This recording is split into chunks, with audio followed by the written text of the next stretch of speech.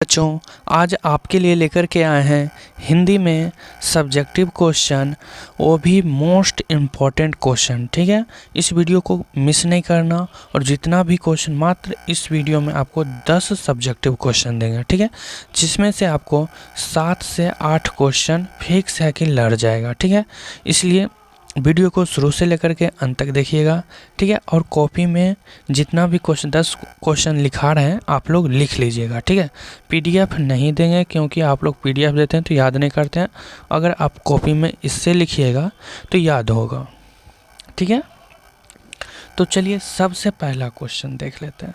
सबसे पहला क्वेश्चन है आपका, आर्ट ऑफ कन्वर्सेशन क्या है। तो देखिए, आर्ट ऑफ कन्वर्सेशन क्या है? एक बातचीत करने की क्या है? आर्ट ऑफ कन्वर्सेशन बातचीत करने की एक कला है। और ये कला कहाँ में प्रसिद्ध है? तो यूरोप में प्रसिद्ध है। ठीक है, तो इसी को आर्ट ऑफ कन्वर्सेशन कहते हैं।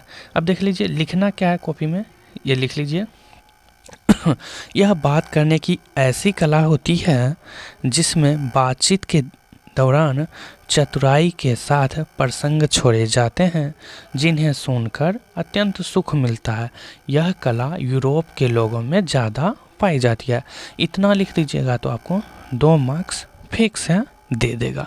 ठीक है, अब देखिए यहाँ पर देखिए, जिसमें बातचीत करने के दौरान चतुराई के साथ प्रसंग छोड़े जाते हैं, मतलब कि तारीफ करते हैं। ठीक है, आप लोग देखते होंगे कि आप कोई फ्रेंड से बात, कोई काम करवाना होता है तो कैसे आप अच्छे से बात करते हैं, एकदम उसकी तारीफ करते हैं। और बात वही है यहाँ पर भी। ठीक है, समझ गए? चलिए अब दूसरा क्वेश्चन देख लेते हैं। दूसरा क्वेश्चन कह रहा है, बिस्नी और मुन्नी को किसकी प्रतीक्षा है, वह डाकिया की राह क्यों देखती है। तो देखिए, मुन्नी और बिस्नी किसकी प्रतीक्षा कर रहे हैं? तो मुन्नी, देखिए यहाँ पर है मानक। ठीक है, यहाँ पर बेटे मानक की प्रतीक्षा कर। अब देखिए, मानक कौन है? तो मानक जो है मुन्नी का भाई है और बिस्नी का बेटा है। ठीक है, और मानक जो है वो द्वितीय विश्व युद्ध लड़ने के लिए गया है, युद्ध लड़ने के लिए। ठीक है, तो और किसकी, अब देखिए क्वेश्चन आंसर क्या लिखे हैं। ऐसा, बिस्नी और मुन्नी को अपने घर के इकलौते बेटे मानक की प्रतीक्षा है। ठीक है, किसकी प्रतीक्षा है? वो अपने बेटे की। वह उसकी चिट्ठी के आने के इंतजार में डाकिये की राह देखती है। अब मानक गया है युद्ध लड़ने के लिए, तो वहाँ से क्या भेजता है? चिट्ठी। उस टाइम तो कुछ नहीं था तो चिट्ठी भेजा जाता था। और आप लोग कमेंट में ये ऑब्जेक्टिव ज़रूर पूछा जाता है हर साल, ठीक है ना, कि मानक, बिस्नी और मुन्नी किस दिन की प्रतीक्षा करते हैं कि आज मेरा बेटा चिट्ठी आने का इंतज़ार करती है, वो कौन सा दिन है। ठीक है, तो चलिए अब देखते हैं तीसरा नंबर क्वेश्चन। तीसरा नंबर क्वेश्चन है गैंग्रीन। ओह, यहाँ पर पैंग्रीन लिखा गया है, मिस्टेक, टाइपिंग मिस्टेक हो जाता है कभी कभी। ठीक है, देखिए गैंग्रीन जो होता है वो एक क्या होता है? बीमारी होता है। यहाँ पर रोग लिखे हैं लेकिन क्या होता है? एक रोग, बीमारी। ठीक है, कोई ऑब्जेक्टिव में पूछा जाएगा गैंग्रीन क्या है, वहाँ पर रोग अगर नहीं देगा तो बीमारी जरूर देगा। ठीक है, इसलिए यहाँ पर बता रहे हैं गैंग्रीन क्या है? एक खतरनाक बीमारी है जो कहाँ पे पाया जाता है? पहाड़ियों के जंगल में। ठीक है, देखिए अब लिखते जाइए, गैंग्रीन एक खतरनाक बीमारी है। पहाड़ियों पर रहने वाले व्यक्तियों को पैरों में कांटा चुभना आम बात है। यानी कि जो आदमी पहाड़ पर रहता है और जो पहाड़ पर जाएगा उसको कांटा तो चुभेगा ही। ठीक है ना, आप लोग भी जंगल जाते होंगे, अपने अपने जंगल, अपने गांव के जंगल में, तो वहाँ पे भी कांटा रहता है, चुभ जाता है। ठीक है, परंतु कांटा चुभने के बाद बहुत दिनों तक छोड़ देने के बाद व्यक्ति का पाँव जख्म का शक्ल अख्तियार कर लेता है। यानी कि वहाँ पे बहुत ही बुरा हाल कर देगा। जहाँ पे आप लोग भी अगर कांटा अगर आपके हाथ में चुभ जाएगा, नहीं निकालते हैं तो आपके गुट्ठल टाइप का बन जाएगा। ठीक है ना, एक ढेला टाइप का। तो वही बात यहाँ पर भी कह रहा है, जिसका इलाज मात्र पाँव काटना ही होता है। और कभी कभी तो ये कांटा चुभने के कारण अगर नहीं निकालते तो आदमी की मृत्यु भी हो जाती है।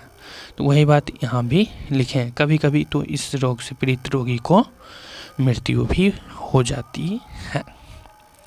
ठीक है। चलिए अब देखते हैं 4 नंबर क्वेश्चन।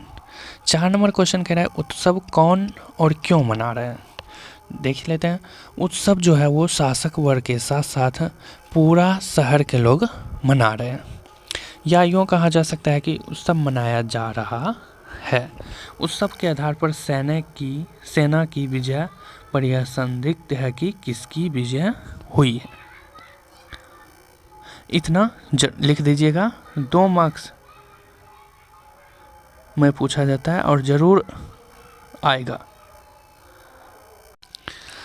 चलिए अब देख लेते हैं क्वेश्चन नंबर 5, यानी कि 5 नंबर में भी क्वेश्चन दे दिए हैं। पंच परमेश्वर खो जाने को लेकर कवि क्यों चिंतित है।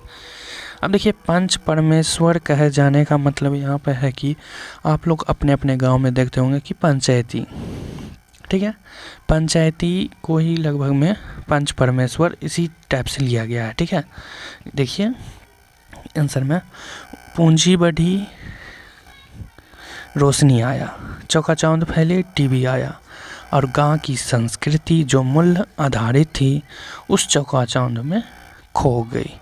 यानी कि पहले कुछ भी नहीं था, पहले पंचायत में 10 लोग बैठते थे, लेकिन अब क्या हो गया कि टीवी आ गया, मोबाइल आ गया, तो सब अपने अपने धुन में। ठीक है, तो वही कहने का मतलब यहाँ है। और कह रहा है पंच में परमेश्वर का वास माना जाता था, यानी कि कौन सी है, पंच परमेश्वर, यानी कि वहाँ पे जो पंच कह देता था, अभी भी चलता है यहाँ पे गांव में, पंच जो कहता था वो सर्वाधीश न्याय होता था, यानी कि उनका न्याय भगवान का न्याय। ठीक है, अभी भी हो रहा है, गांव में होता है। ठीक है, मेरे यहाँ भी होता है। उसका न्याय ईश्वरीय न्याय होता था। अब इस युग का मूल्य नहीं रहा, अब तो साम दाम दंड भेद की संस्कृति उग रही है। ठीक है, लेकिन अब देखिए कुछ दिनों बाद होगा कि सर पंचायती ये सब खत्म हो जाएगा। ठीक है, कुछ अलग हो जाएगा। अब 6 नंबर कह रहा है धांगर शब्द क्या है, धांगर शब्द का क्या अर्थ है। धांगर शब्द, ठीक है, तो धांगर शब्द जो है वो कौन सा भाषा है, ओराम भाषा का शब्द है, ओराम। ठीक है, जिसका अर्थ भाड़े का मजदूर होता है। धांगर शब्द का क्या अर्थ है, भाड़े का मजदूर। यह धांगर क्या है, एक आदिवासी जाति है। इसे नील की खेती करने के लिए अंग्रेज लाए थे। ठीक है, 18वीं शताब्दी में ऑब्जेक्टिव में पूछा जाएगा कि धांगर को किस लिए लिया गया था, कब, किस शताब्दी में लाया गया था, तो 18वीं शताब्दी। ठीक है, 18वीं शताब्दी। किस काम के लिया गया था, तो मसाले और नील की खेती के लिए। ठीक है, और ये जो क्या कहते हैं धांगर जो रहते थे वो कहाँ पे रहते थे, तो देखिए 18वीं शताब्दी में दक्षिण बिहार के छोटा नागपुर पठार से यहाँ चंपारण लाए थे। छोटा नागपुर पठार से चंपारण किस लिए लाए थे, नील की खेती कराने के लिए। कौन लाए थे, तो अंग्रेज लाए थे मजदूरी कराने के लिए। ठीक है, धांगर जाति आदिवासी जातो ये सब लिख दीजिएगा तो ठीक है, नहीं तो इतना भी लिखिएगा तो आपको 2 मार्क्स फिक्स है। ठीक है, 7 नंबर। अब देखिए 7 नंबर कह रहा है पुंडलिक जी कौन थे। तो पुंडलिक जी जो थे वो भितिहरवा विद्यालय में क्या थे, एक टीचर थे, यानी कि शिक्षक थे। वे सन 1917 में इन्हीं पुंडलिक जी को गांधी जी ने बेलगांव से बुलाया था। गांधी जी कौन बुलाए थे, गांधी जी ने बेलगांव से पुंडलिक जी को बुलाए थे। भितिहरवा आश्रम की व्यवस्था देखने और शिक्षा देने हेतु उनको यह भी काम सौंपा गया था कि ग्रामवासियों के दिल से भय भी दूर करना था। उनको गांधी जी ये भी सौंप दिए थे कि ग्रामवासियों के दिल से भय को दूर करना है। चलिए अब 8 नंबर देखिए। 8 नंबर कह रहा है रचे हुए यथार्थ और भोगे हुए यथार्थ में क्या संबंध है। इसका साफ साफ मतलब यहाँ पर समझ लेते हैं। कह रहा है भोगा हुआ यथार्थ एक दिया हुआ यथार्थ है। हर आदमी अपना अपना यथार्थ रचता है और उस रचे हुए यथार्थ का एक हिस्सा दूसरे को दे देता है। हर आदमी उस संसार को रचता है जिसमें वह जीता है और भोगता है। रचने और भोगने का रिश्ता एक क्या है, द्वंद्वात्मक है। अब देखिए क्वेश्चन नंबर 9 क्या कह रहा है, दल विहीन लोकतंत्र और साम्यवाद में कैसा संबंध है। ठीक है, तो चलिए इसका आंसर लिखना शुरू कीजिए। इसका थोड़ा बड़ा लिखें। दल विहीन लोकतंत्र सर्वोदय विचार का मुख्य राजनीतिक सिद्धांत है और ग्राम सभाओं के आधार पर दल विहीन प्रतिनिधित्व स्थापित हो। दल विहीन लोकतंत्र तो मार्क्सवाद तथा लेनिनवाद के मूल उद्देश्यों में से है।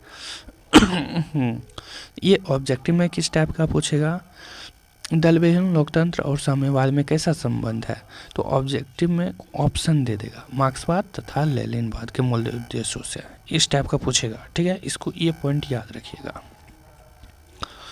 मार्क्सवाद के अनुसार समाज जैसे जैसे साम्यवाद की ओर बढ़ता जाएगा वैसे वैसे राज्य का क्या होगा, क्षय होते जाएगा और अंत में एक स्टेटलेस सोसाइटी कायम होगी।